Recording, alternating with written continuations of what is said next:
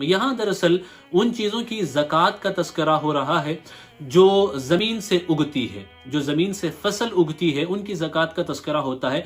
इनमें हुक्म यह है कि जब तक वो मुकम्मल ना हो जाएं तब तक उनकी ज़कात नहीं है। हाँ, जब वो मुकम्मल हो जाएं तो ज़कात उसके बाद दी जाएगी। लेकिन वो मुकम्मल होने तक अगर कुछ कुछ फल उग रहे हैं तो कुरान कहता है कि तुम्हें इजाज़त है कि तुम उन फलों को खा सकते हो, उन फलों को तुम खा सकते हो, उससे तुम इस्तेफादा कर सकते हो। हाँ, जब वो मुकम्मल हो जाए तो उनकी ज़कात दो। इसमें हुक्म ये है कि जो चीज़ें ज़मीन से उगती है इनमें अनाज का हुक्म, ये बांस वगैरह, बांस पे ये चीज़ें अप्लाई नहीं होती हैं कि उसकी ज़कात वगैरह हो। अलबत्ता दूसरे जो फल होते हैं या तरकारियां होती हैं, जो अनाज होता है, उनके हवाले से अगर ये सिर्फ बारिश के पानी से उग रहे हैं, सिर्फ बारिश के पानी से उग रहे हैं, तो उसका 10वां हिस्सा राह खुदा में बतौर ज़कात अदा करना होता है। हाँ, अगर वो बारिश के पानी से नहीं बल्कि हैंड पंप या किसी भी मसनूई आर्टिफिशियल तरीके से, जिसको किसान ने खुद अपनी तरफ से लगाया है और उसमें उसका अपना पैसा भी लगा है, उसकी बुनियाद पे वो सैराब हो रहे हैं, पानी उसको उस जरिए से पहुंच रहा है,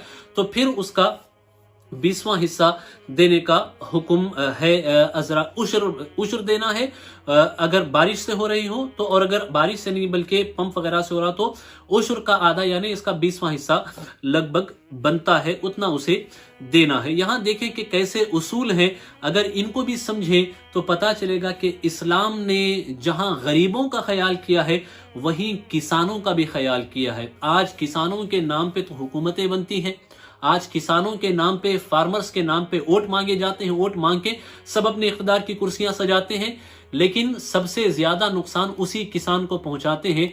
लेकिन इस्लाम का निज़ाम ऐसा है कि किसान की मेहनत का यहाँ पे एतबार किया गया, और अगर वो उस पर अपना खर्च कर रहा है तो उसका भी ख्याल किया गया कि उसमें उसे ज़कात के लिए या खर्च करने के लिए उतना न कहा जाए, बल्कि उसका जो खर्च हुआ है उसका भी लिहाज रखा गया, क्योंकि इस्लाम एक मुकम्मल दीन है। लिहाजा इन सब चीज़ों की तरफ भी हमारी रहनुमाई की गई।